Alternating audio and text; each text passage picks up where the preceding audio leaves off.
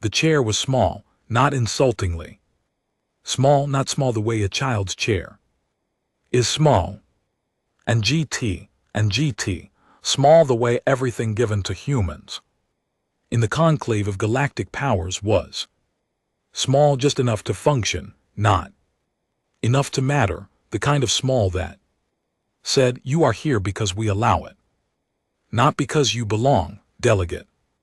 Maravos sat in it anyway. She sat straight, hands folded on the low desk in front of her, which was also small, and set 3 tiers below the main floor of the chamber where the real delegates sat with their real desks and their real water carafes and their real sense of permanent importance. The conclave chamber was built like a theater.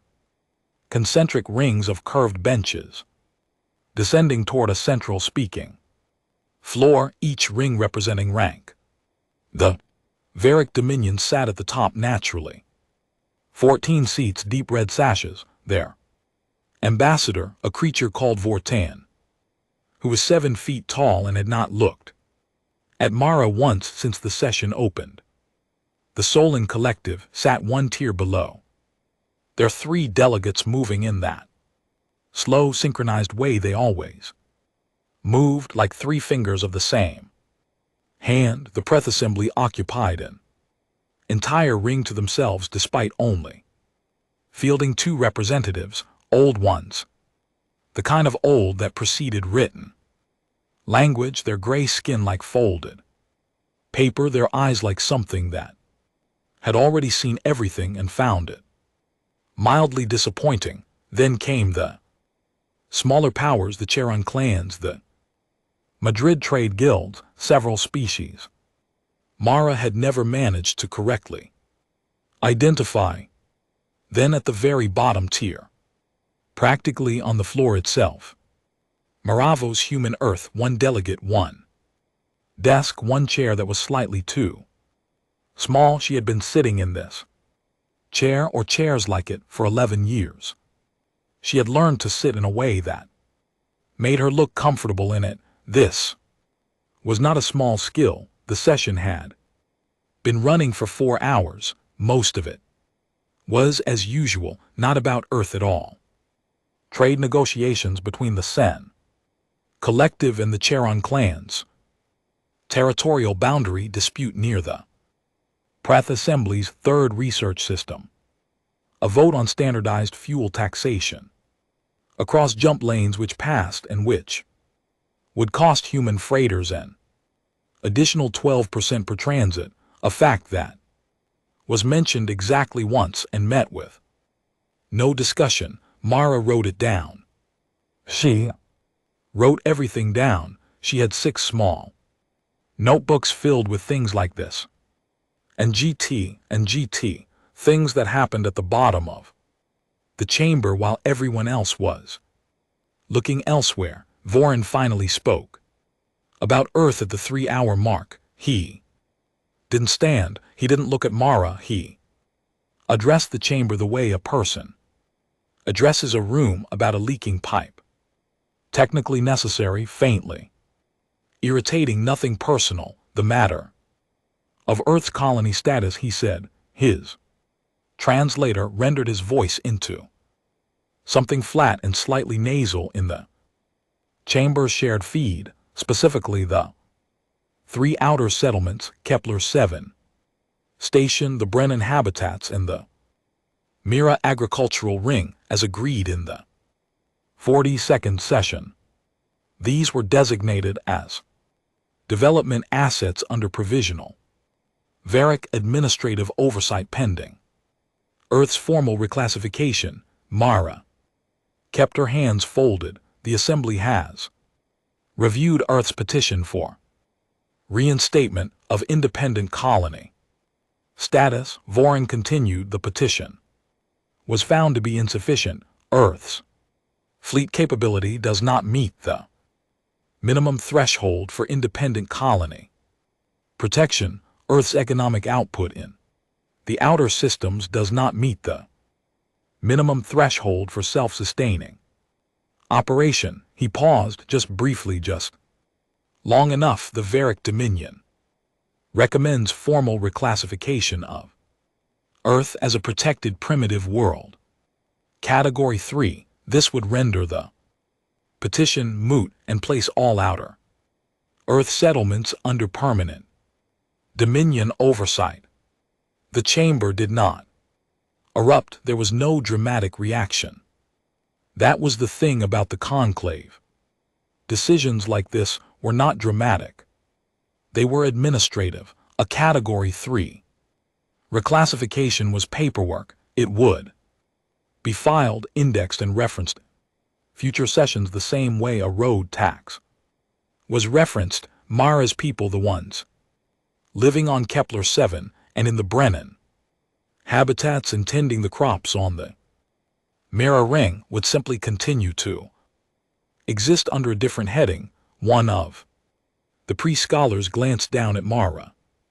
Just glanced, like checking whether a piece of furniture had moved, then looked away. Vorin finally looked at her. The delegate from Earth may respond if she wishes, he said, within the standard 3-minute allowance. Mara stood. She walked to the speaking floor. Her footsteps on the descending steps were the only sound for a moment. Small, even steps, no hurry. She reached the center floor, looked up at the rings of delegates above her, at their various faces and non-faces and sensory organs. Pointed in her direction, she said, "I want to thank the Assembly for the time and consideration given to Earth's petition." She paused. "I understand the position." A chair and delegate made a sound that wasn't quite laughter, almost. "Earth withdraws its petition," Mara said. "We accept the terms of Category 3. Reclassification." There was a brief murmur, a few exchanges of data notes between delegates. The pre-scholars did not move at all. Vorin nodded. Something in the angle of his neck communicated satisfaction. "Then the motion is, however," Mara said. Vorin stopped. "I would like to submit a formal record of acknowledgement," she continued, "in the conclave's permanent registry. Simple statement of fact for the historical record." She reached into the folder she had carried with her and placed a single paper on the speaking floor's lectern. Not a data file, actual paper. She had printed it that morning. "Earth accepts these terms. We understand our place in the current order. We accept the Dominion's oversight. We accept the reclassification." She looked up at the chamber. Her face was composed. Her voice was even. "We simply want it noted formally that we asked and that we were refused, and that we sat at this table for 11 years and asked every time and were refused every time." Pause, very short. "That's all." She picked up the document. Vorin's aide had already transmitted the official version to her personal reader and signed it with a pen on paper slowly enough that it was visible to the chamber. Vorin said something to his aide in a low voice. The aide made a sound of subdued amusement. "Earth's footnote will be added to the registry," said the session moderator, an automated voice perfectly neutral. Mara nodded. She walked back up the steps. She sat down in her small chair. She placed the signed document back in her folder. She placed the folder flat on the small desk. She folded her hands on top of it.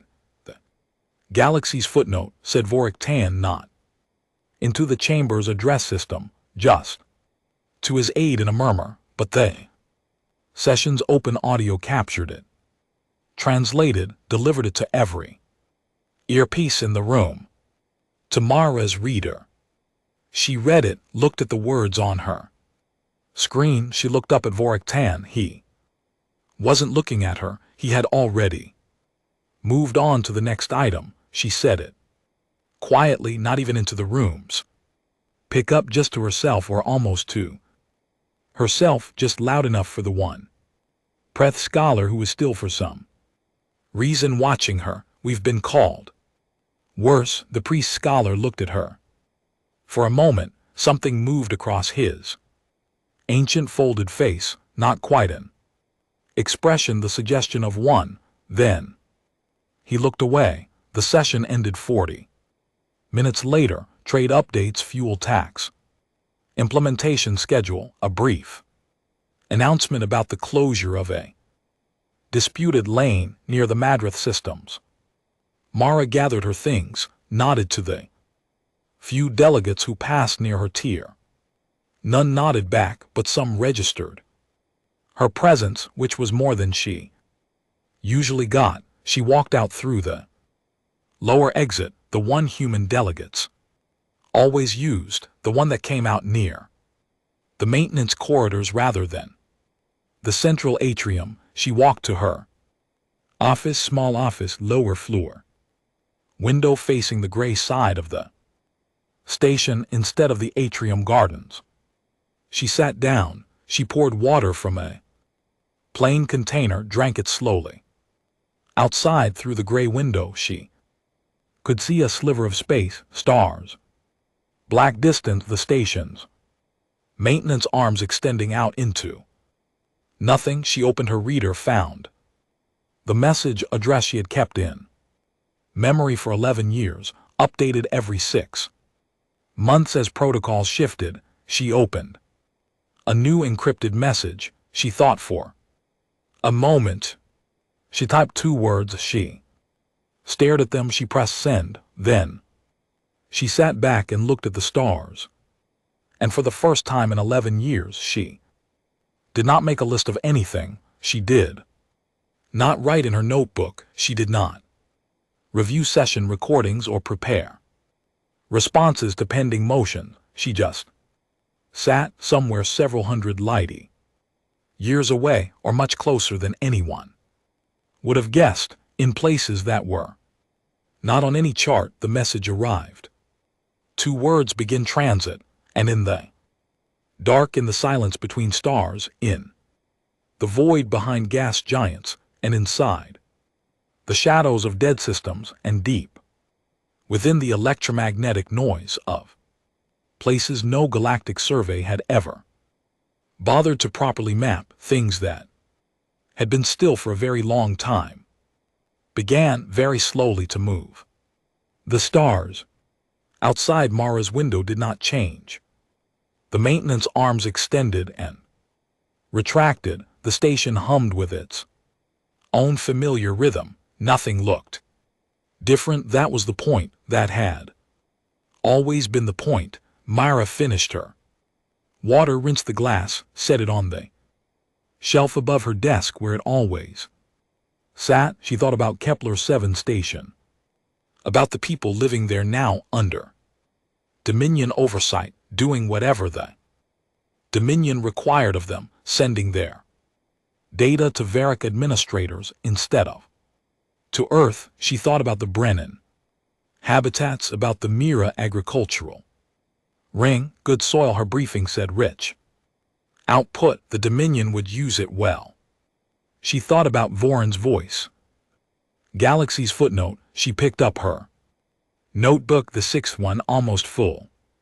She wrote the date, then she wrote 1 years, 4 months, 17 days. I signed the document today. She paused, then she wrote, they have no idea. She closed the notebook. She turned off her desk lamp. She went to bed. Outside, the station turned slowly in space, its lights dotting the hull, its gardens lit behind glass, its 17 tiers of importance arranged just so. The Varric Dominion's diplomatic shuttle was still docked in the upper port. The Preth Assembly's ancient transport sat in its berth, older than the station itself by about 2 centuries. One small human shuttle sat in the lowest berth, practical design, no weapons worth mentioning. Registry numbers updated yearly, always on time, never a problem. The stars held Still for now in a meeting room 3 levels above Myra's office. Vorik Tan was hosting a small dinner for his senior diplomatic staff. The food was excellent, the conversation was light. The session had gone smoothly. Reclassification had passed without incident. The human delegate had been as always no real problem. Someone made a joke. Mara hadn't heard it, but she could have guessed its shape. They laughed, poured more of whatever they were drinking. The session recorder clicked off. Another day in the conclave, another item filed in. Finished. Vorin looked out his window. The upper window, the one facing the atrium gardens, the one with the full view of open space beyond, and felt the particular satisfaction of a thing cleanly concluded. He had no reason to look at the stars with any special attention. He did not look at the stars with any special attention. He poured his drink, turned to his aide, said something about tomorrow's schedule, and in the dark, far from everything, in directions that didn't appear on any registered chart, 17 things that should not have existed, moved through space, without sound, without signal, without light, patient as they had always been, as they had been trained to be, as their parents and grandparents in the silent, nameless generations before them had built them to be. They moved, and the galaxy, warm and self-assured and deeply unaware, went on with its evening. The name of the project was never written down anywhere that could be found, not because they were careless about naming it, because they had decided in the very first meetings 200 years ago that a named thing was a known thing, and a known thing could be found, and a found thing could be stopped. So it had no name. The people who worked on it called it in the way that workers always develop informal language for large abstract things, simply the program, sometimes the work, sometimes in the dark humor that develops in people who spend years doing something. They cannot talk about the hobby. It was not a hobby. 206 years before Maravos signed anything, a man named Tobias Crane took a job he was not permitted to describe. He was 31, an engineer, good with welding rigs and hull stress calculations, excellent at working in vacuum conditions without losing focus, and above average at keeping his mouth closed about things that weren't his business. These qualities were not accidental in his selection. He kissed his wife. He hugged his daughter, who was 4 years old and smelled like the cheap soap they used at the daycare she attended on Tuesdays. He told them he was going to be working cargo routes for about 8 months, maybe a bit longer. The pay was very good. He would send messages when he could. He sent messages when he could. They were short. They contained no useful information about where he was or what he was doing, because the outgoing message system was filtered, and he had signed 6 documents agreeing not to include such information. The messages contained things like, "I'm okay, it's cold here, I miss you both, how is the daycare?" His daughter grew up thinking her father worked cargo. He worked in a shipyard. The shipyard was behind Saturn, not in orbit around Saturn. Behind it, tucked into the permanent shadow of the gas giant's night side, at a distance that put it outside the range of any commercially operated sensor network. The shipyard was not one structure. It was 17 structures spread across a zone of space about the size of a small moon, connected by transit tubes and sealed corridors, and the kind of zero communication operational protocols that made the whole complex feels some days like a very large monastery. Tobias Crane welded hull plating. The hull plating was for ships.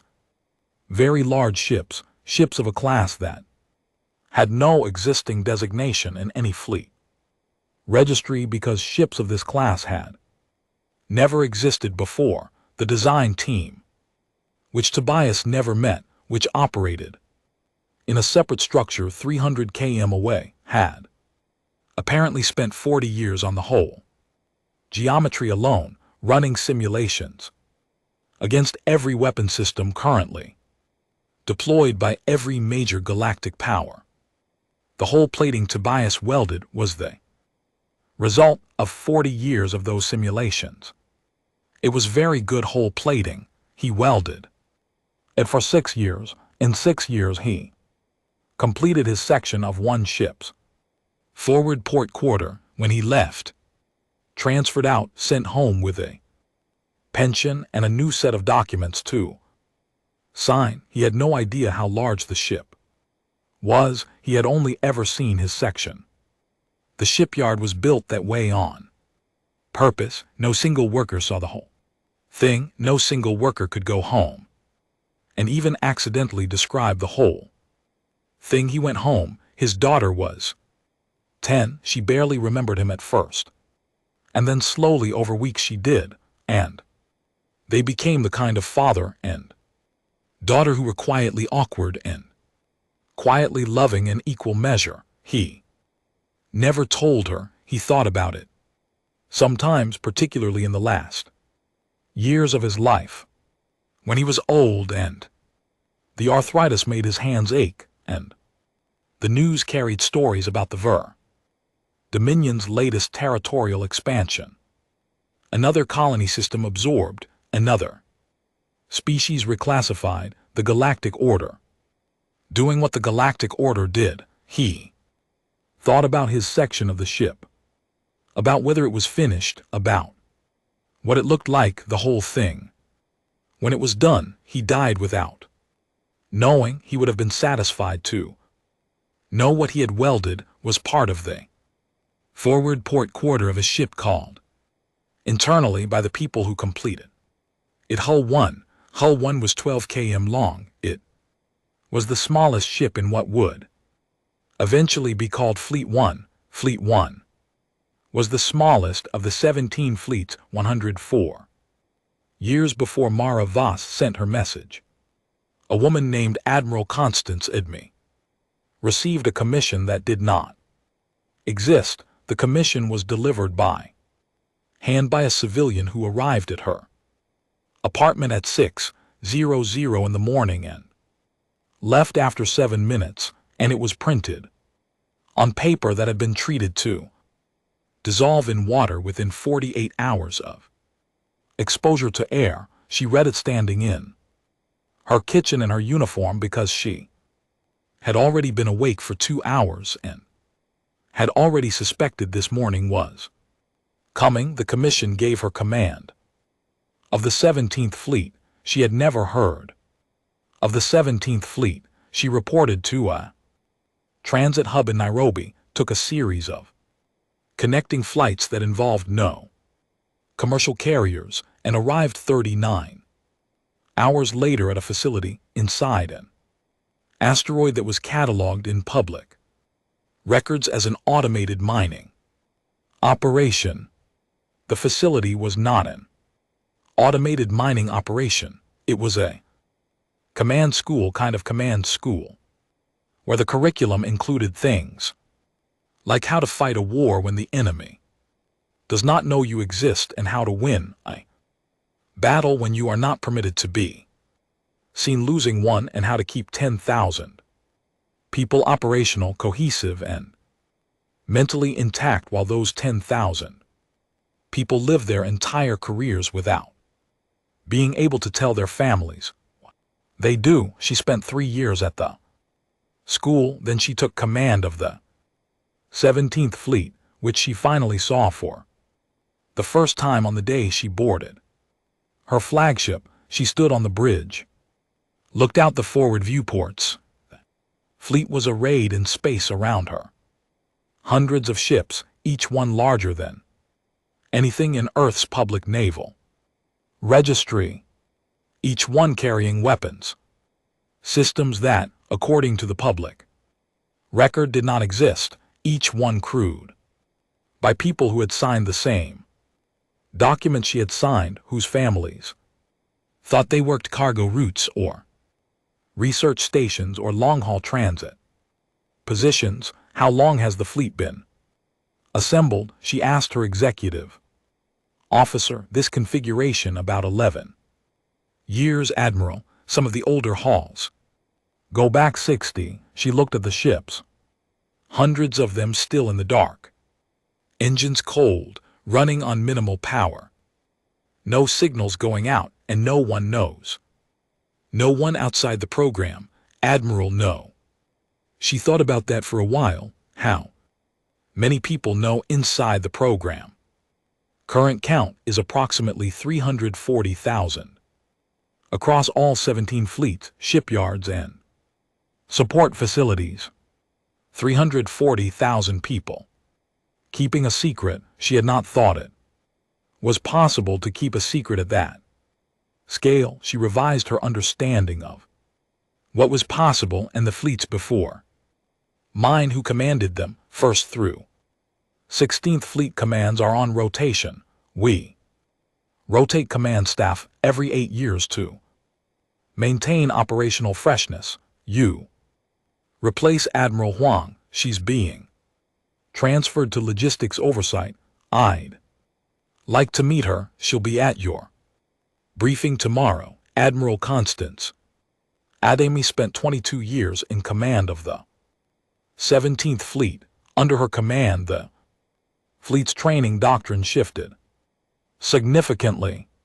She introduced what became known internally as the Adami principle, which was not about weapons or tactics or formation geometry, but about one specific question. She required every officer under her command to be able to answer, what happens the day after we win, not in the abstract, in specific detail. What happens to the crews of the ships you disable? What happens to the populations of the systems you secure? What happens to the political structures you displace? What are the costs? What are the responsibilities? What does a victory that creates a 30-year insurgency actually cost compared to a slower, messier resolution that creates stability? She was not gentle about it.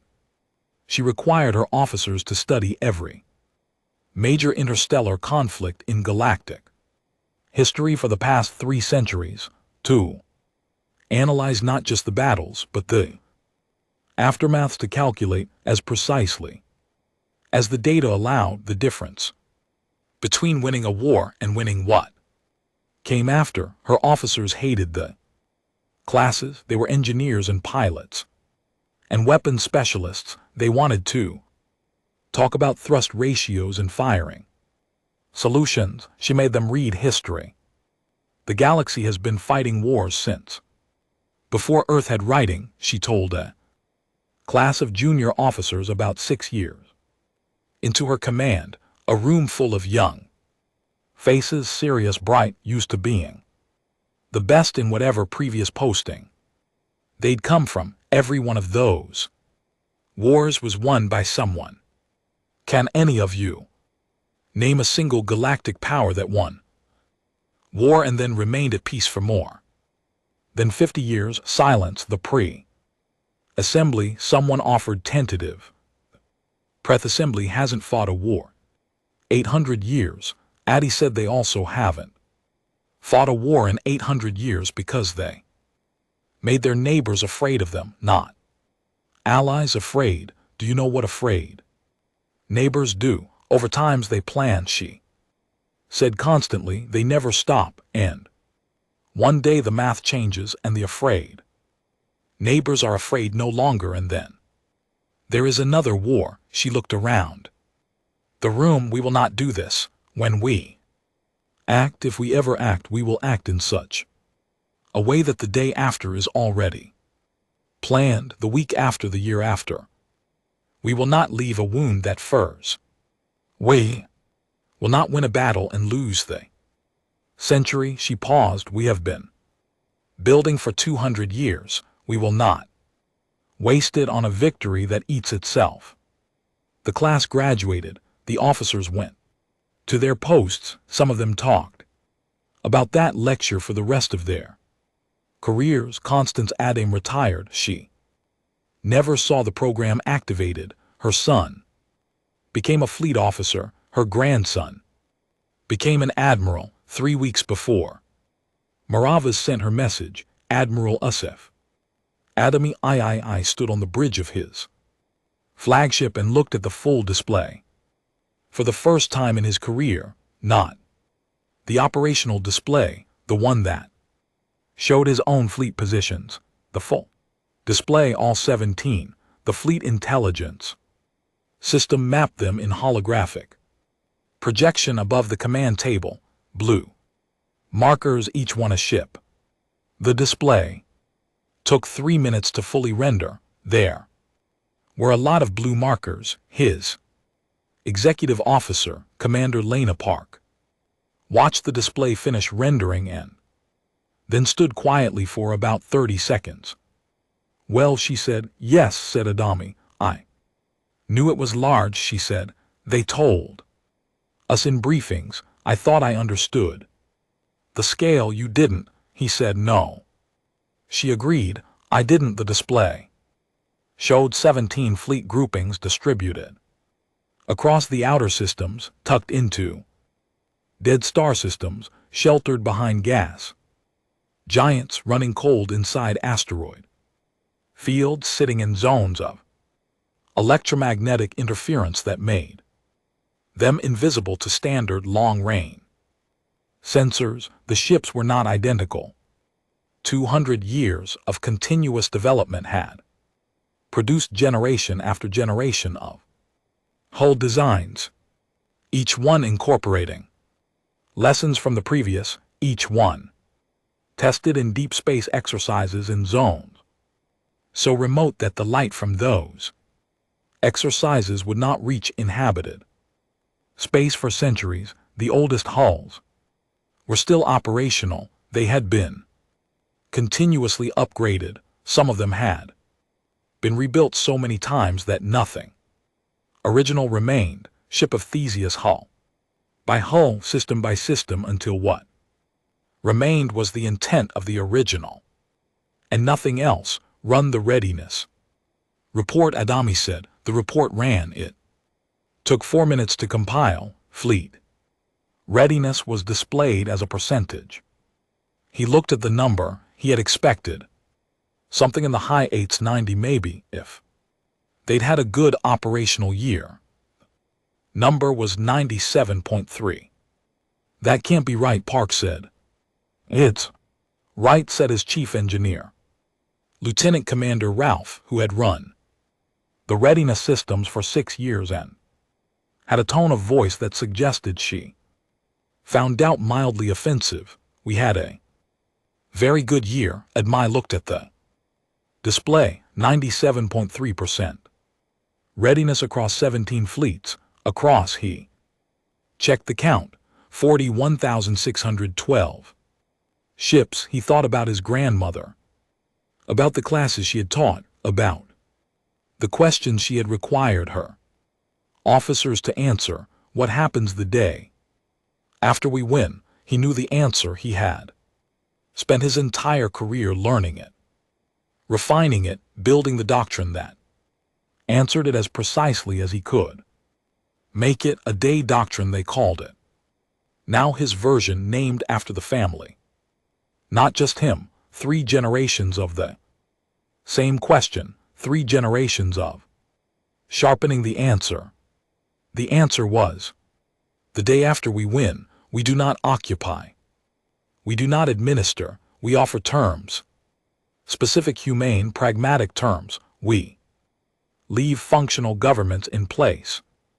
Where they exist, we enable trade where it benefits both parties. We enforce Exactly one rule with absolute consistency: you do not harm our people, and we will not harm yours. That was the doctrine. He looked at 97.3%. Readiness: 41,000 ships in the dark. 380,000 crew, give or take, living there. Compressed secret lives, 200 years of work. He thought of Tobias Crane, though. He didn't know the name. He thought of the generation of cranes, engineers and welders and systems specialists who had spent their careers building something. They could not see the whole of for a purpose they would not live to witness. He thought of his grandmother. He thought of Myra Voss sitting in her small chair in her small office in the station where she had spent 11 years. Being ignored, his personal comm chimed. He looked at the message, 2 words. He was still for a moment, long enough that Park looked at him. Admiral. He straightened, adjusted the front of his uniform, set his shoulders. All fleets. He said, transit to Galactic Core. Formation Omega. Park looked at the display, looked at all those blue markers. She had run simulations. She had studied the doctrine. She had believed in this for years in the abstract way that people believe in things they have not yet seen. The blue markers began to move, not fast, not the way attack orders move, urgent, scrambled, immediate. They moved the way the tide moves, the way a glacier moves. When you know enough to watch the right time frame, they moved as if they had been about to move for a long time, which they had. 200 years is a long time. To get ready, the first sign was wrong. Numbers not dramatically wrong, not the kind of wrong that triggers alerts and wakes up admirals, just numbers that didn't quite fit the models. Gravitational variance readings in 3 outer systems that were slightly off from projected baselines, the kind of thing that sensor operators attributed to calibration drift and logged as a maintenance note and did not think about. Further, the second sign was also wrong. Numbers, but in more places. The third sign was a sensor ghost. Fleet Commander Skithra of the Varric Dominion encountered the ghost on day 11 when his Border Patrol fleet was running a standard sweep of the outer KTH systems. A quiet route patrolled by rotation. Never interesting, his sensor officer flagged a reading at the edge of the long-range array, a mass signature very large, gone in seconds. Calibrate the array, Scafra said. Already calibrated. This morning, Commander, run it again. It ran again, nothing on the display. Clean space. The outer KTH systems were dead systems, no habitable worlds, no commercially viable resources, no reason for anyone to be there. The ghost had probably been debris drift or a sensor artifact or any of the dozen boring explanations that sensor ghost usually had. Sketh noted it in his log and moved on. On day 14, 3 different Varric patrol commanders filed mass signature anomaly reports within 6 hours of each other. Different systems, different sectors, all in the outer reaches, all briefly there, then gone. The anomaly reports went up the chain. They reached Skithra's desk because he was the senior commander in the border region. He read them in sequence. He sat with them for a while. The systems in the reports were not adjacent. They did not form any obvious pattern at first look. He pulled a star map and plotted them. He looked at the plot for a long time. They were not adjacent, but they were equidistant. Specifically, they were equidistant from the galactic core, arranged if you connected them in an arc, the beginning of a circle, a very large circle. He told himself this was probably coincidence. In a galaxy with enough data points, patterns appeared in noise. This was a known problem in sensor analysis. He had taught a course on it once at the Varric Officer Academy. He noted it, filed it, sent a recommendation that the outer arrays undergo full diagnostic review. He did not sleep well that night. On day 17, the number of anomaly reports doubled. On day 19, they doubled again. On day 20, a junior sensor operator on a Varric listening post in the truth system did something that was slightly outside his normal duties, but within his technical authorization. He cross-referenced the anomaly reports from the past 3 weeks with the gravitational variance readings that had been logged as calibration drift in the first week, and he ran a composite analysis. He was 23 years old. He had been at the posting for 8 months. He was considered thorough, which was a quality his superiors found mildly inconvenient. He looked at the composite analysis for a long time, then he sent it up the chain with a flag on it that he had never used before, the flag that meant urgent senior review required. Cannot specify further in this channel. It reached Skithra's desk at 3 in the morning station time. Skithra read it. He read it again. He pulled the raw data and ran the analysis himself using a different method to check. He got the same result. The gravitational variance wasn't calibration drift, it was mass displacement, the gravitational wake left by very large objects moving through space. The readings mapped across the 3 weeks of accumulated reports showed not random noise, not coincidence. They showed vectors, directions of travel, convergent paths.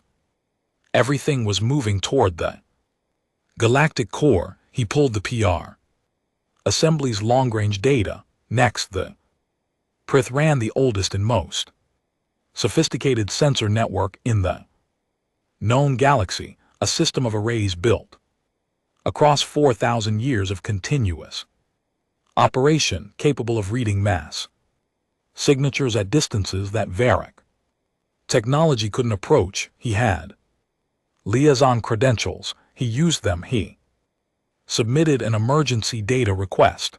The Preth responded in 40 minutes, which was unusual. They typically took days.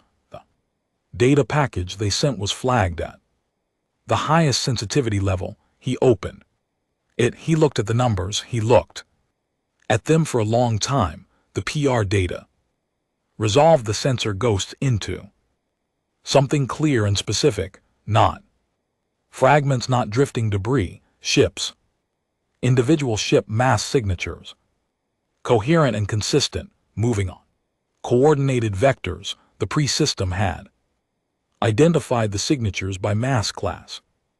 It could not identify hull type or armament at this range, but it could tell the difference between a patrol vessel, a destroyer, a cruiser, capital ship, and something for which it had to create a new classification category, because nothing in the existing registry was large enough. The new category was labeled in the priest's coldly neutral data language. Classification unknown, mass exceeds current registry maximum. There were many entries in the new category, and they were arranged in the Preth display in a pattern that Skithra recognized immediately, not because he had seen it before, because he had studied military doctrine his entire career, and there was only one thing: a convergent encirclement pattern with no weapons. Active signatures could mean not attack formation, not invasion formation, containment formation. Every major system in known galactic space, every Key trade hub, every military installation of significance being surrounded quietly, geometrically, without a single active weapon signature or comm transmission from the outside, in like a hand closing slowly around a very fragile object it did not intend to crush. The question was what it intended. Escathra sat in his command chair. He had fought 30 wars. He had commanded fleets. He had ordered attacks on 6 separate species in the course of his career and had won every engagement he was ordered to win, which was all of them. He had a record that was by Varric standards exemplary. He was 57 years old and had been in military service since he was 16 and had never in his life encountered a problem he could not categorize. He was having trouble categorizing this. He looked at the sensor data again. He looked at the signature counts. He looked at the mass classifications. He thought about the Varric Dominion's entire military force.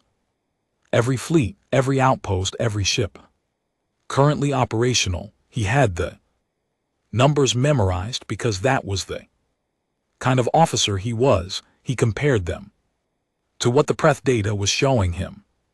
His species did not have a common expression for the specific feeling of realizing that an assumption you have held your entire life was wrong. They didn't need one. The feeling had not in Varric history come up very often.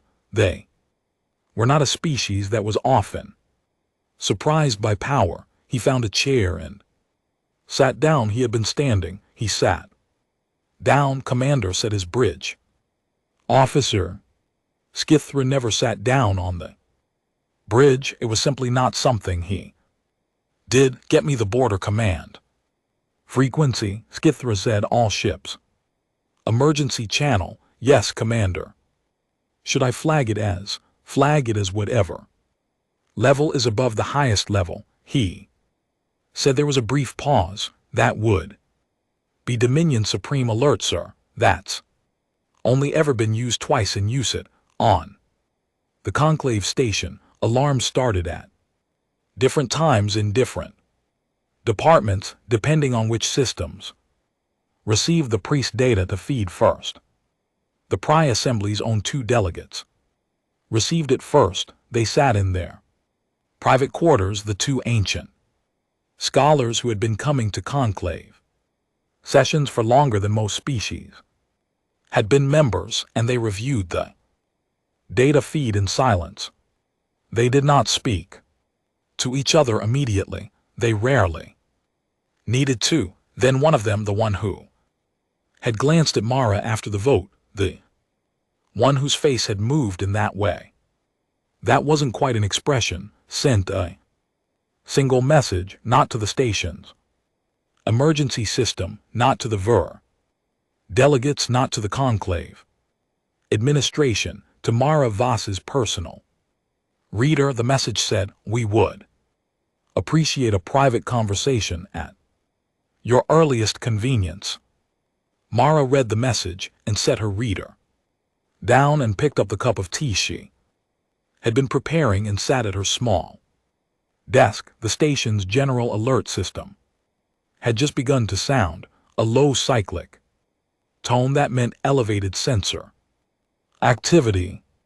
Not quite an emergency, the kind of alarm that meant something was happening, but nobody was sure what. She could hear through the wall the corridor beyond her office filling with movement, footsteps going fast, voices in Varrican, Salen in the several languages of the Charon clans, the normal background rhythm of the station, measured, purposeful, unhurried, replaced by something that had a different texture. Controlled alarm, the sound of people who were trying to stay professional while their understanding of a situation changed under them. She drank her tea. Her door opened without a knock. Preth scholars did not knock. They had never seemed to fully accept the concept. The one who had sent the message stood in the doorway. Behind him, the corridor was moving. Screens visible through other open doors, all of them showing variations of the same data. Delegate Voss, he said. His voice was old, very old, the way a cliff is old, present and permanent. The sensor data from the outer arrays. Yes, she said, these are human ships. Yes, she said. He looked at her. His eyes were pale and steady. You have been sitting in that chair for 11 years, he said, signing documents. Yes. And the entire time, yes. He was silent. For a moment, she thought of a word she had read once, a specific kind of silence that is the product of a mind reformatting itself around a new truth. Not shock, something more dignified. Breath Scholar's face was doing again that thing that wasn't quite in expression. We have questions, he said. I imagine you do. When can you? The alert in the corridor shifted in pitch.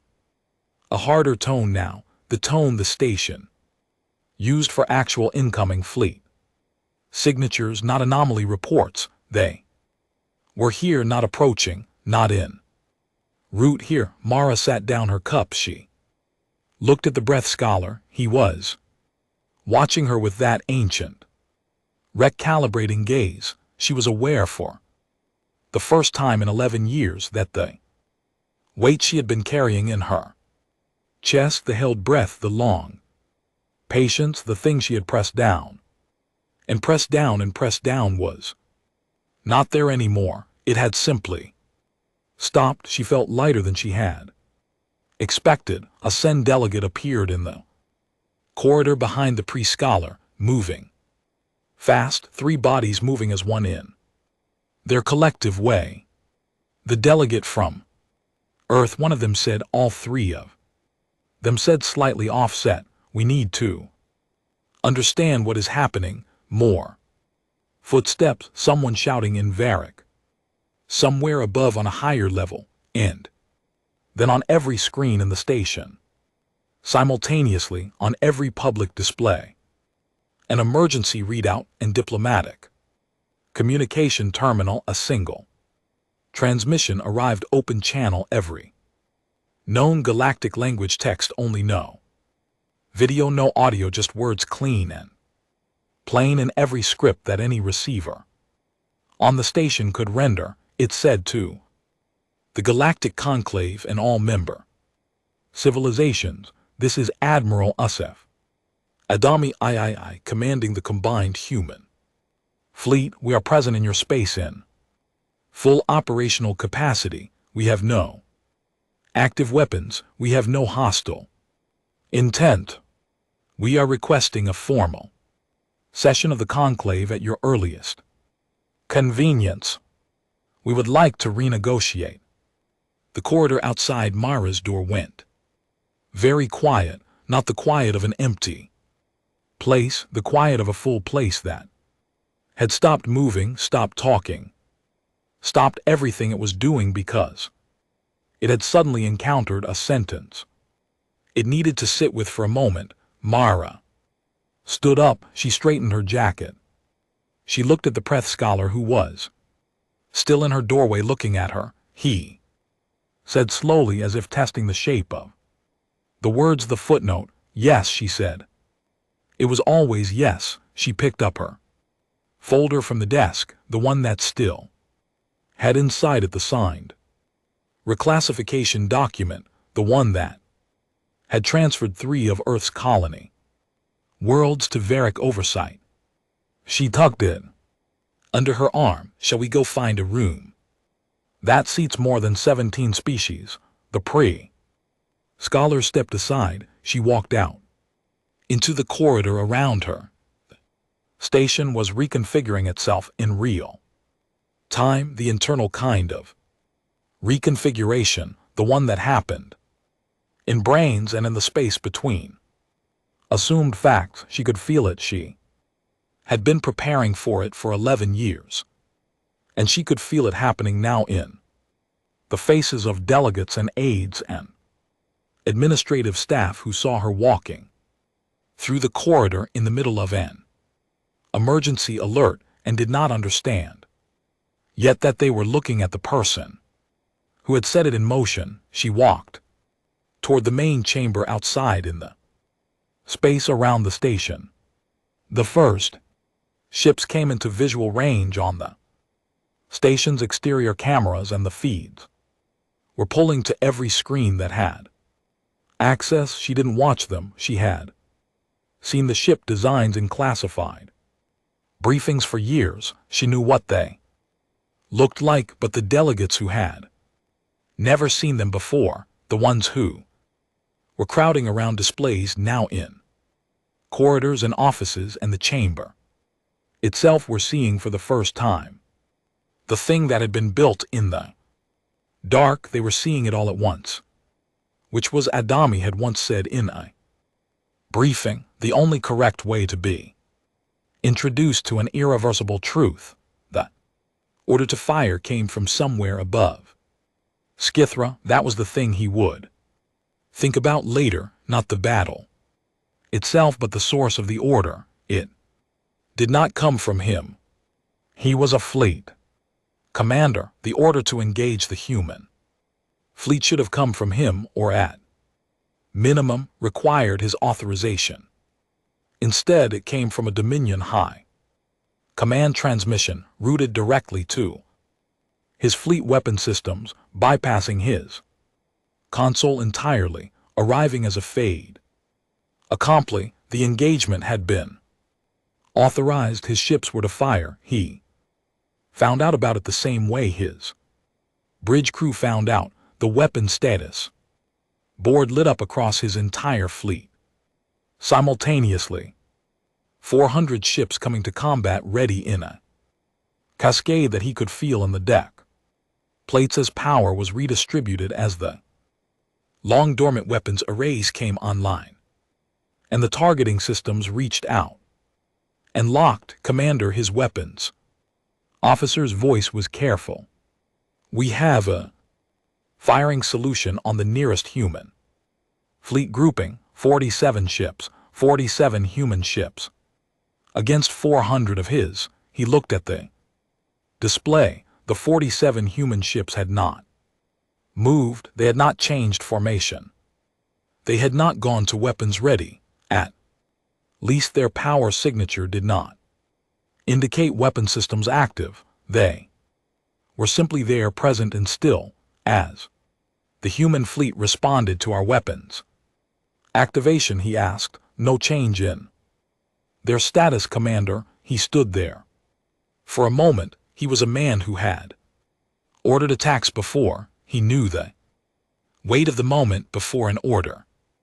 The way it sat in the chest, the clarity of it, the absence of doubt that a good commander was supposed to feel. He had felt it every time before. He did not feel it now. He felt something else. Something that had no name in his language, a sensation adjacent to the feeling of about to make an error of the permanent kind. The order came again. High command, direct, engage. He engaged. 400 Varric ships opened fire.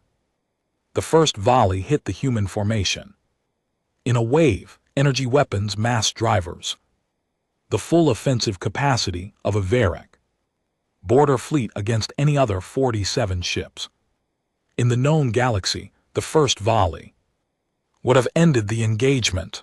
The human shields held not partially, not barely, they held completely clean. Readings on the sensor display, the energy dispersal pattern showed the volley spreading across the human ships' whole geometry and dissipating. The human ships did not even move under the impact. Their formation did not shift. Their power signatures did not spike the way a shield system under stress was supposed to spike. How is that possible?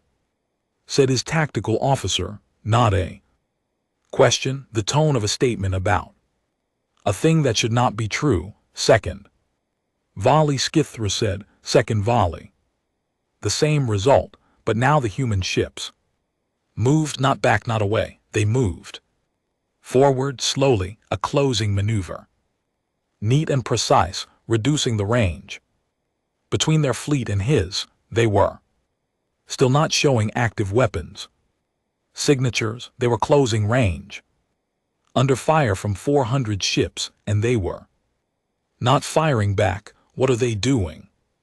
Someone said on the bridge. Skithra was watching the display very closely. Now, the human ships were moving into a pattern he recognized from his tactical training. Distributed engagement. Formation designed to maximize coverage of a target area while minimizing concentration of force on any single point. It was a classic pattern. He had studied it. The Varric used a version of it. The human version was cleaner. Weapons active, his sensor officer said.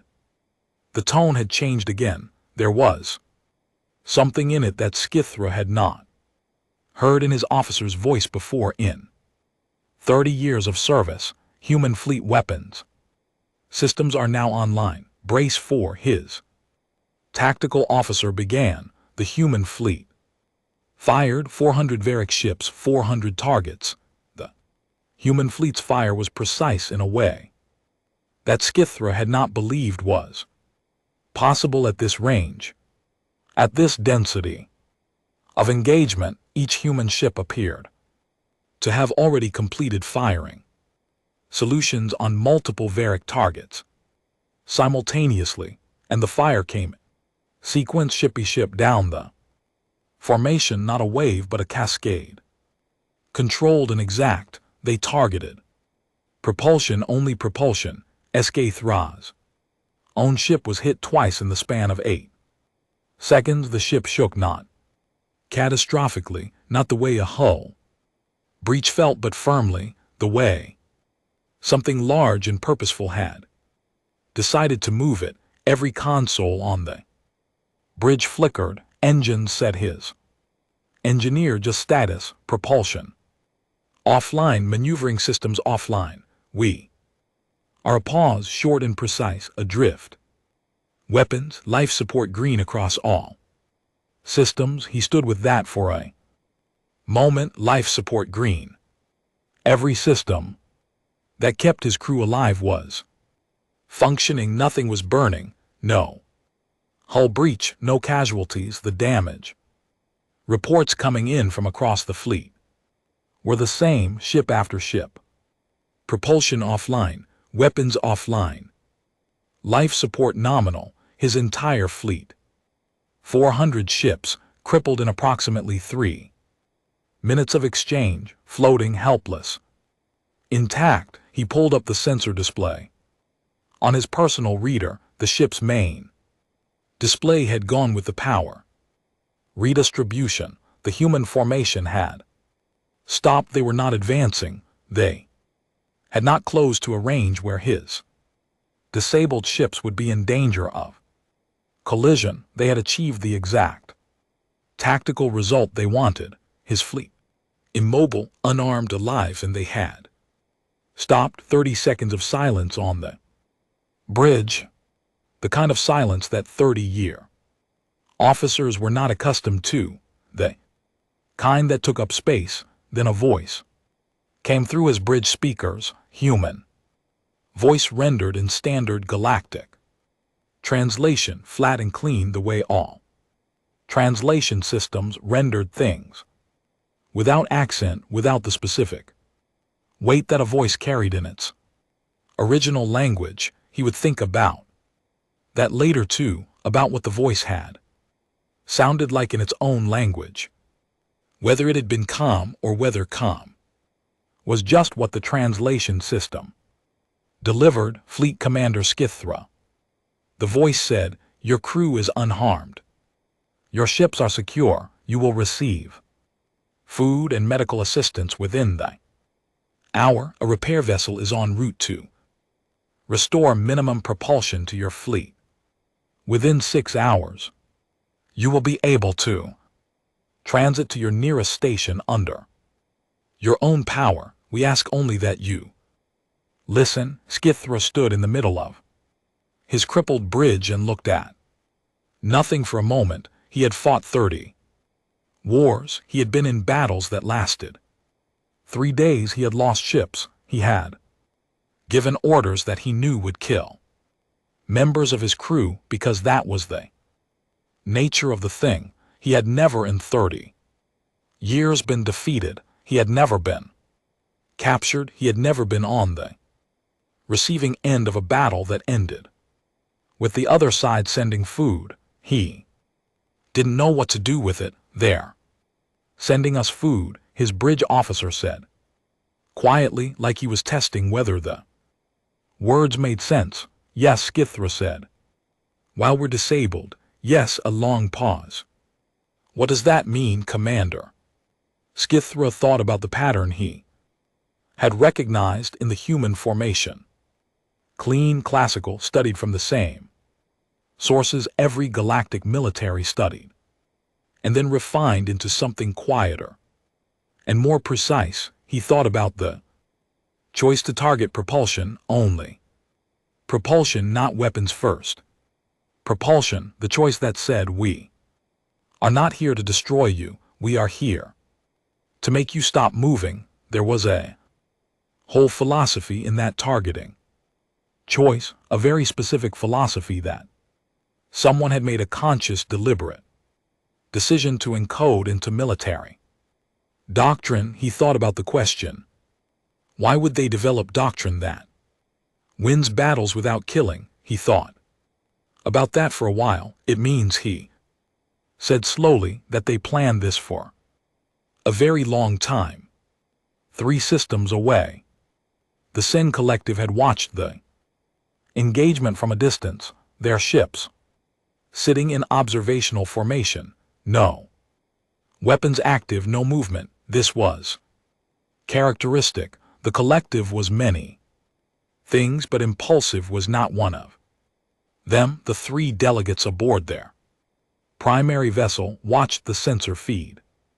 They watched the Varric engagement from start to finish. They watched the human fleet disable 400 ships in 3 minutes. With 0 casualties, they watched the repair ship being dispatched. They communicated with each other in the way they always communicated, simultaneously, in the shared processing space that their biology provided. The conversation took 11 seconds, then they opened a back channel transmission to the human fleet. Command, the message was very short. We are prepared to negotiate immediately at your convenience. The collective had not always been a cooperative partner to humanity. They had imposed trade fees that amounted to extraction. They had blocked human access to several key transit lanes for decades. They had voted consistently to keep humanity categorized at levels that limited human influence in galactic affairs. They had also, in 11 seconds of shared processing, concluded that all of those positions were no longer worth maintaining. The Sen Collective was not a species that confused past behavior with present circumstance. They were traders. They understood when the terms had changed. The Human Fleet Command acknowledged the message. A human negotiating team would meet with collective representatives within 48 hours. The collective's delegates sent the acknowledgement to each other. 11 seconds of shared processing again. Then one of them sent a separate message to the others that translated roughly as we should have spoken with them differently years ago. The other 2 did not disagree. In the 6 hours it took for the repair ships to reach Skithra's fleet, he sat in his command chair and read everything his intelligence system had on Earth. He had read Earth's profile before everyone had. It was a brief document, category primitive single inhabitable world. 7 small colony stations of limited resource value, 1 diplomatic representative at the conclave, fleet. Capability rated as minimal. The profile was 20 pages. He read it in a new way. Now, he looked at what it said about Earth's fleet, the ships that had been cataloged, the ones Earth had shown to the galaxy. He compared them to what had just disabled his 400. The ships that were on record were not the ships that had just defeated him. They were not even in the same category. The ships on record were smaller, slower, differently armed, older looking, the kind of ships a primitive civilization would field. He thought about the 200 years of gravitational variance that had started appearing in the outer system readings that everyone had logged as calibration drift, because the idea that they were something else required an assumption that no one had been willing to make. He thought about what it took to build what had just defeated him, not just the ships, the secrecy, the capacity to keep the existence of something this large hidden for what must have been, given the ship generations on display, multiple human lifetimes to show the galaxy one thing and build another to field decoys and maintain them and keep every person who knew the truth from speaking it for longer than most galactic empires had been continuous. He thought about the word patience in his own language. It was not a word the Varric used. Positively, patience was what prey exercised, what the weak did while the strong decided their fate. He was revising that the food arrived, simple containers, human-made, standard nutrition packs. They were delivered by a small unmanned vessel that docked with his ship's emergency port without being asked. The nutrition packs were calibrated for Varric biology. Someone had looked up the dietary requirements before sending them. He opened a container, ate slowly, looked at the wall of his damaged bridge. He thought about the voice on the speakers. We ask only that you listen. He had 30 years in the military, 30 years of understanding power. He had built his career on the premise that power was force, that force was demonstrated by its application, that the measure of a military was what it could destroy. He was 48 hours from submitting his retirement papers. He didn't make the decision then. In that moment, he made it slowly over the 6 hours it took for propulsion to be restored. He made it the way a structure shifts before it falls, small movements, each one small, adding up to something irreversible. What he was certain of, sitting in his command chair, eating human food in his crippled ship, was this: he had been in 30 wars and not one of them had been won by the side that sent food to the people it defeated. He didn't know yet what that meant, but he was going to think about it. On the conclave station, Maravos was standing at the center podium of the main chamber. The chamber was full. Every seat species that had not attended a full session together in 2 years. Because full sessions were rare, because emergencies were rare, because the galactic order was generally stable enough that emergencies did not often require everyone to be in the same room at the same time. They were in the same room now. She placed a folder on the lectern. Inside the folder was a single document, not the signed reclassification, a new one printed that morning. She looked up at the chamber. 17 tears, all of them looking back at her. She thought, I have been waiting 11 years to stand at this lectern. She thought no longer. Some of the people who built the fleets never got to stand here never got to see this. She was standing here for them too. For Tobias Crane, who welded hull plating for 6 years and went home to his daughter and never said a word. For Constance Adame, who taught her officers to ask what happens the day after and retired before she could see the answer. For the 380,000 people currently serving in 17 fleets, living compressed in secret lives, waiting for the word that it was done, she thought, I will not waste this new term, she said. Her voice was even. The chamber was quiet enough that she did not need to raise it for everyone. She opened the folder. She began to speak. The negotiations lasted 11 days. Not because they were difficult exactly. They were difficult in the way that all large things are difficult. Full of details, full of people who needed to be heard, full of moments where language failed to carry the precise weight of what was being said. But the fundamental structure of the negotiation was not difficult because the fundamental structure was not actually a negotiation. It was under the polite surface of the word something else. Something closer to here are the terms. Tell us which parts you need to discuss. This was not a criticism of the humans. It was simply the truth of overwhelming leverage, and the humans had the decency not to pretend otherwise. Maravos led the human delegation. She had 2 advisors, specialists in galactic trade, law, people who had spent their careers inside the program preparing for exactly these 11 days.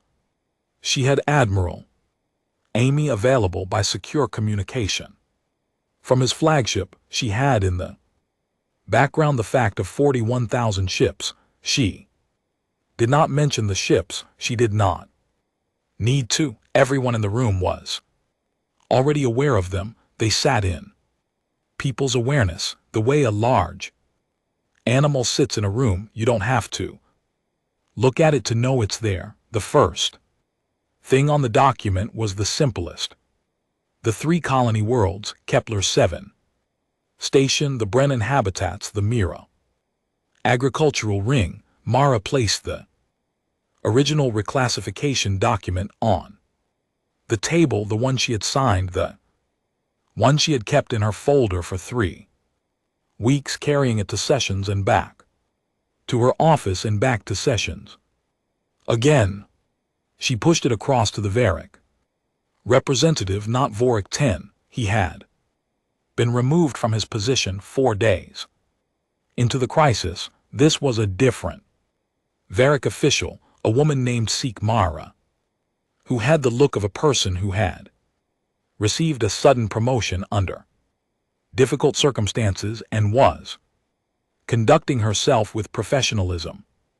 Despite it, Mara respected her for that. Void it, Mara says. Mara looked at the document, looked at Mara. The 3 systems, she said, you want them returned. We want them recognized as having always been ours. Mara said the voiding of the document reflects that. Not a return, an acknowledgement that the transfer was invalid. Sika looked at her advisors. They exchanged something in Varlok. Then she looked back at Mara.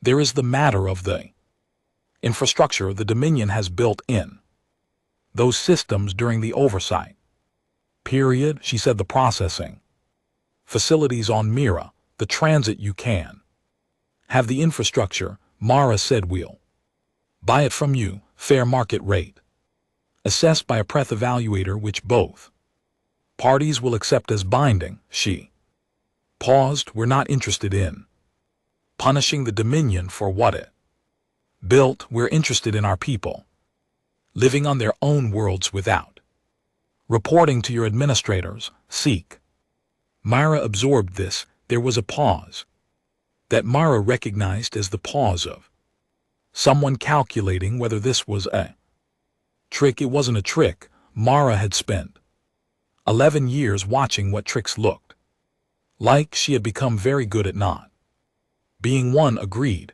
Sikara said that was the first afternoon.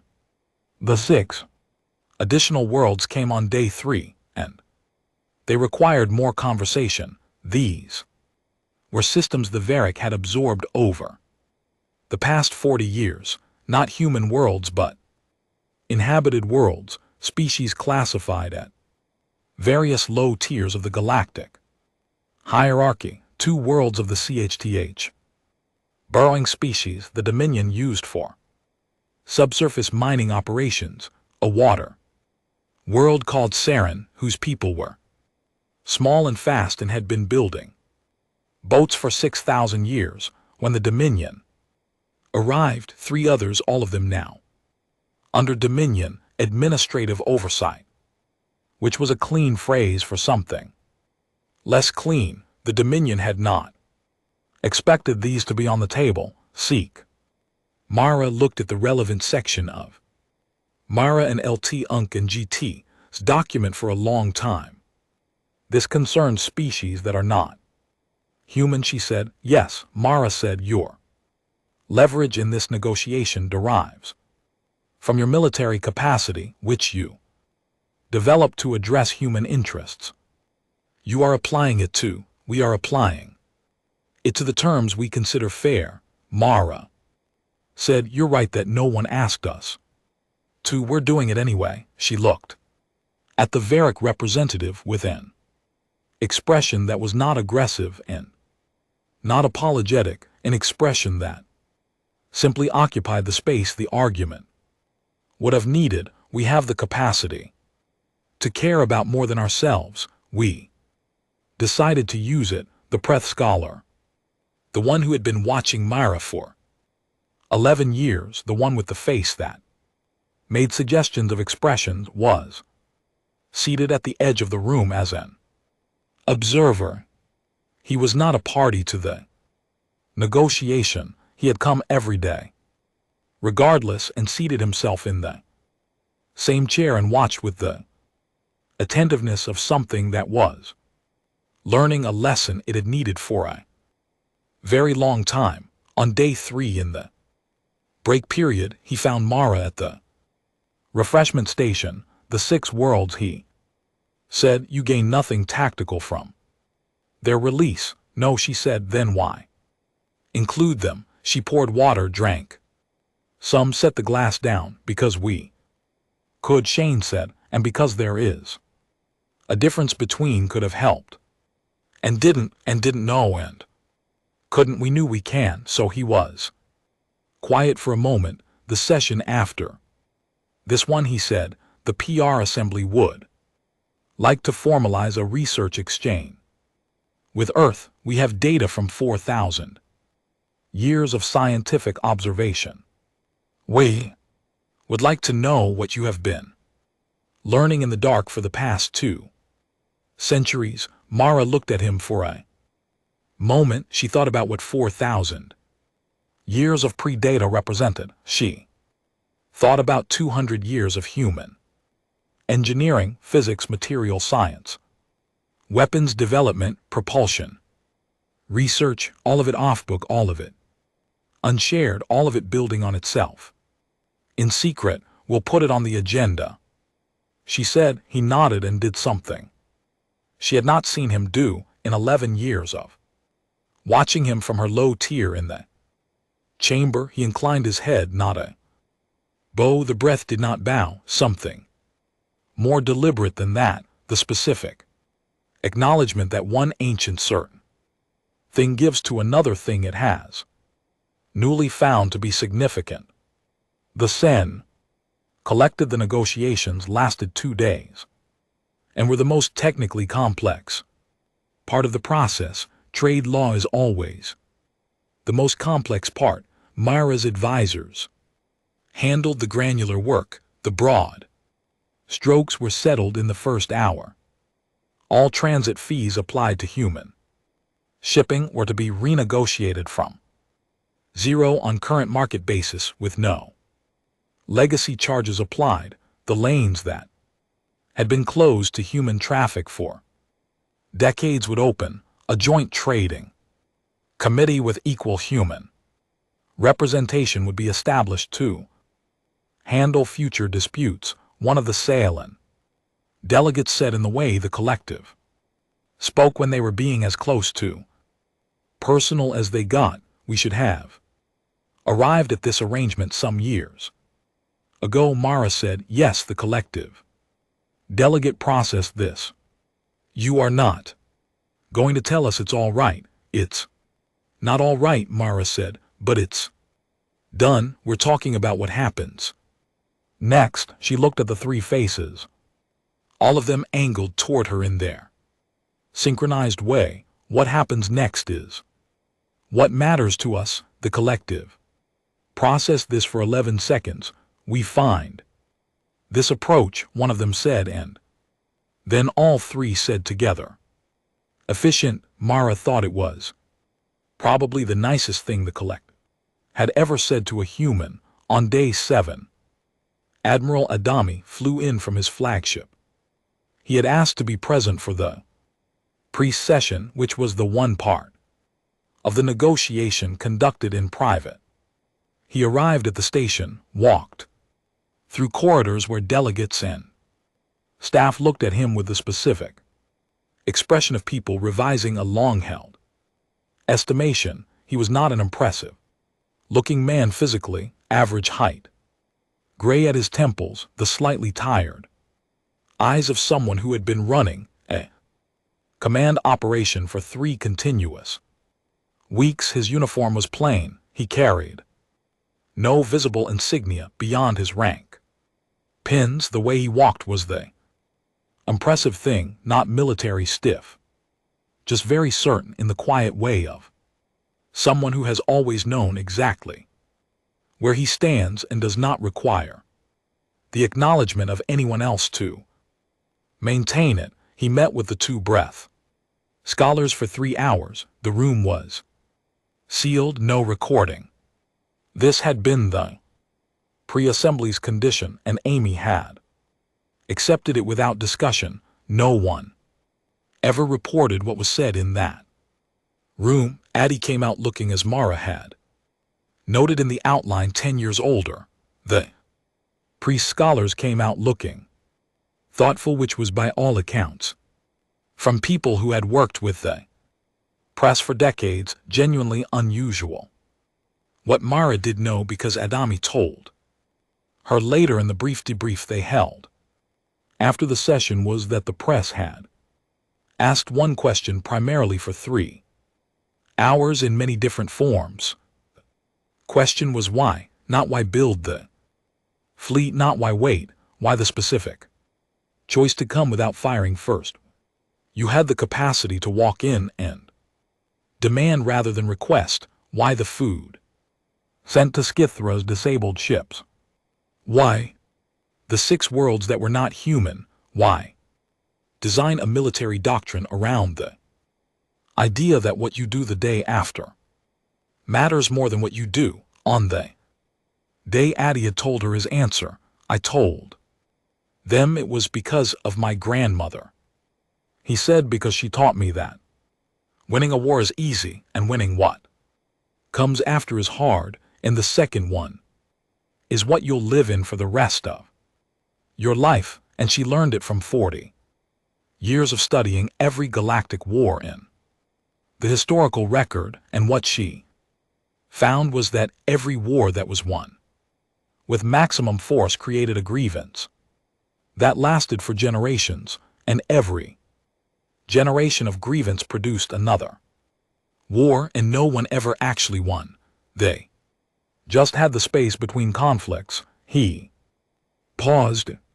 I told them we did not want to be in the space between conflicts. We wanted to get off that cycle entirely. Mara had asked what the press said too. That they didn't say anything for about 4 minutes. A day said. Then one of them asked whether I thought it would work. What did you say? I said I had no idea. He said, I said we thought it was worth Trying, the new galactic charter was completed on day 11. It was longer than the previous one. It covered trade. It covered colony status and sovereignty. It covered the minimum rights guaranteed to inhabited worlds regardless of their military or economic classification. It covered dispute resolution. It covered the new Galactic Council structure, which now included a human seat at the primary tier equal in standing to the Ver Dominion and the Sen Collective, and the PR Assembly, one seat at the same height as everyone else. 14 species signed it. The Ver Dominion signed last. Smar placed her seal on the document with the air of a person doing something they had decided to do cleanly rather than reluctantly, which Mara appreciated. She had not enjoyed the Dominion's behavior over 11 years, but she did not enjoy watching them diminished either. It was not about diminishment, it was about terms. The signing was not a ceremony. There was no event. The chamber was not decorated. They sat at the table one by one and signed, and that was all. On the day after the signing, Lieutenant Danny Reyes waited outside the main chamber. She was 23. She had been born on the Brennan habitats, born while the habitats were under Varric oversight. Born to mother who had worked 11 years in the resource processing operations. The Dominion ran there. She was in the Fleet 12, 3rd Division Junior Officer, the youngest rank that had been cleared for station presence during the negotiations. She had not been in the negotiating sessions. She had been the corridor for 11 days. She had watched delegates come and go. She had watched Maravos walk through the corridor every morning with her folder. She had watched Adami arrive on day 7 and leave on day 9. She had watched the press scholar incline his head. She waited for a day outside the chamber. After the signing, he came out with Myra and 2 advisors, all of them talking quietly, all of them with the texture of people who had just finished a very long run and were not yet sure how to hold their arms. Reyes stepped forward. Admiral, he looked at her, took in the rank pins. Lieutenant, I'm Danny Reyes. I was born on the Brennan habitat. Something moved across his face, not quite expression, recognition maybe, or the thing adjacent to it, the awareness of what a name like hers carried in this specific moment, in the corridor of this specific station, on this specific day. I know what you're going to ask me, he said. Sir, she kept her voice level. She had been practicing it for days. They took our worlds. They called us primitives. They made my mother work in their labor operations for 11 years, and she paused, and the pause had edges. We just talked to them. Adami did not answer fast. He looked at her for a long time, the way her grandmother had looked at junior officers who asked questions she thought mattered, not evaluating, actually looking. Yes, he said, because your mother is alive to hear about it. Reyes held this. She had known that was the answer, some version of it. She had known it would be reasonable and correct in the way that answers to hard questions were sometimes reasonable and correct without being enough. She did not feel that it was enough. She felt that 11 years of her mother's life existed somewhere in the space between the question and the answer, and that no amount of signed charters moved those years. She did not say this. She nodded. Yes, sir. He held her gaze for a moment longer. He did not tell her she was wrong to feel what she felt. He did not re-explain. He just held the gaze, and it was something she recognized later as the same thing the answer always carried. When it was real, I know it's not enough, we're doing it anyway. He walked on. She stood in the corridor. She thought about her mother, about the habitats, about the soil on Mira, which she had read about in briefings but never seen. Rich soil, her briefing said, ready for planting, ready to be. Theirs again, she thought, alive to hear about it. She thought it's not enough. She thought, but the habitats are ours. She did not reconcile these. She held them both. She was 23 years old and she was going to have to hold them both for a long time, and she had enough self-knowledge to suspect that the holding of both was what the next part of her life was going to be built from. She went back to her post. Marava spent the evening alone in her office. She had that morning been offered a larger office. A human delegation now had rooms on the primary floor, actual rooms with windows facing the atrium. She had declined for now. She would move eventually, but not tonight. She sat at her small desk, the small window, the gray view. On the shelf above her desk was the glass she always rinsed and replaced there. She had done it 11 years in a row. She was going to do it tonight, and then when she moved offices, she would take the glass. She opened her desk drawer. Inside, where she had placed it on the night of the session 3 weeks ago, was the original reclassification document, not the copy she had used in the negotiation. That one had been voided and filed in the conclave record. This was her copy, the one she had signed with a pen. While Vorektan's aide made a sound of quiet amusement, she took it out. She unfolded it. She read it once, the whole thing. The formal language, the administrative category, Earth, protected primitive world, category 3, the date, her signature in her own handwriting, even in small. She thought about Tobias Crane. She didn't know his name. She didn't know most of their names, but she knew they had existed, 200 years of them, living compressed and silent and building in the dark, and she thought about them anyway, the unnamed shape of them, Thaphic quality of a life lived in service of something you will not see completed. She thought about Constantine.